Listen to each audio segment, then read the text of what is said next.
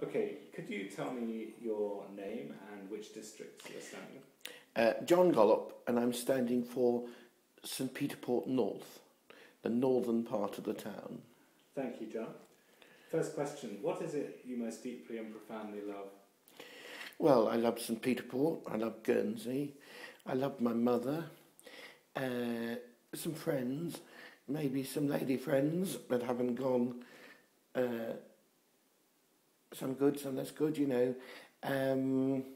I also thought when I reflected on the question that we're talking about things, some people would say I love food the most, but and sugar and things like that. But I do take a strong interest in creative arts, drama, film, literature, books, history, all those kind of things too. Thank you. What are your deepest and most profound gifts? I think that I've got a political flair and an intuition, and indeed, in a way, I'm a bit of a predictor, a futurologist. I think I can see not only current trends, but emerging waves for the future. I'm perceptive, I'm prepared to be controversial, I'm not afraid of taking a minority point of view. I generally listen to people, and I was voted by a local public relations group once the second best communicator on the island after the bailiff. So I think that those are points. And again, in a poll at one time, I was the most popular politician on the island, tying with a Treasury Minister, and regarded as one of the most credible as well. So, but not everyone will share that opinion. What are your deepest and most profound responsibilities, John? Responsibilities, perhaps I haven't been as good a friend or a son or intimate person in life. I'm not a parent. Maybe I would wish to be or whatever, but I think on a political level, one certainly has responsibilities to spend money fairly wisely, to be progressive, to be impartial, generally support the underdog. And I'd say that the 2 years I spent as disabled people's champion was quite a responsibility, which at times I possibly wasn't fully equal to, because I knew I needed more support to handle every aspect of the role. Meeting people, arguing policy,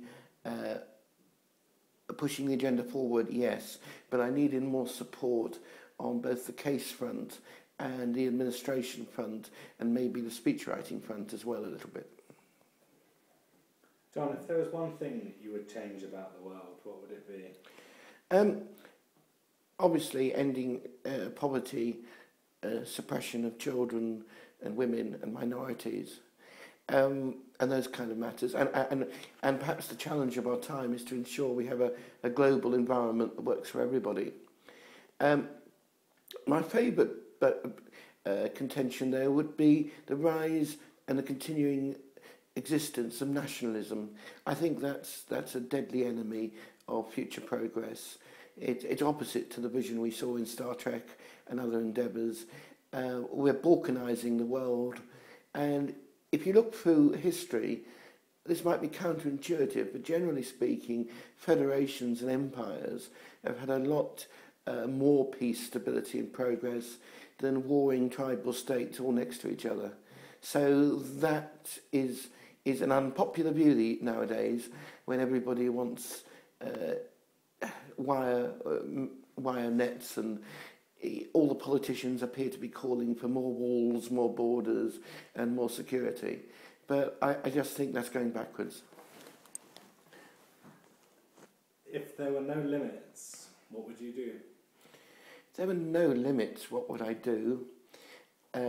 On the island, I would definitely go for an even higher quality of education. I'd go for free iPads for everybody, or the equivalent.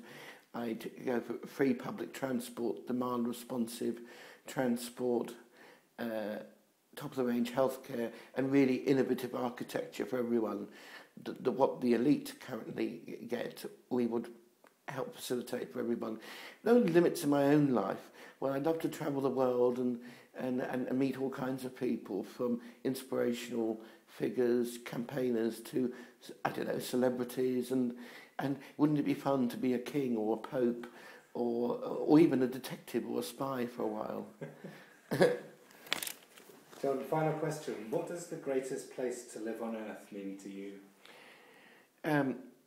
I so often watch television these days and think, well, that might be a nice place to live, or maybe not. I think some politicians and people, not just in Dandelion, the Greenhouse, TEDx and other movements, but we've seen, even within Guernsey, we've seen Deputy Saint-Pierre talk about making Guernsey the happiest place in the world. I don't know how you'd measure that, but I think the important point is to get a greater sense of community, more of a sense that everybody matters, everybody can make a difference, and everybody can contribute, and that no one is left out. But I think it's not just about key performance indicators and doing things better and smarter.